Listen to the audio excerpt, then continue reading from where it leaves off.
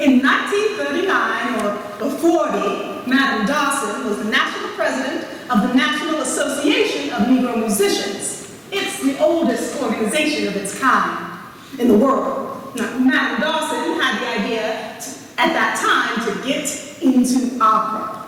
She had opera instruction from some of the leading opera conductors in New York and Boston, and she wanted to make sure that African Americans had the opportunity to sing opera on a large scale. Madame Dawson started the opera company in her home at 7101 Apple Avenue, and at the same time, any money that came to support her productions was not generous. Well, several times Madame Dawson's house was put up to defray some of the expenses. We put on at least 4 productions. Aida once, La Traviata twice, and The Ordering of Moses. We had real water on stage. The performances were with the orchestra.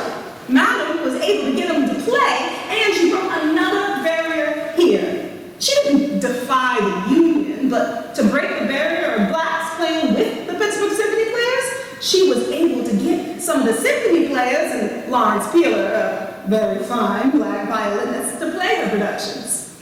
Oh, to help the opera company, the auxiliary group, the Music and Art Club, was founded by Mrs. Johnson. Mrs. Johnson was a peace-loving person, and in order to dispel the rustling of attitudes, she asked the ladies to form an official club, and these ladies were supposed to present fundraising efforts.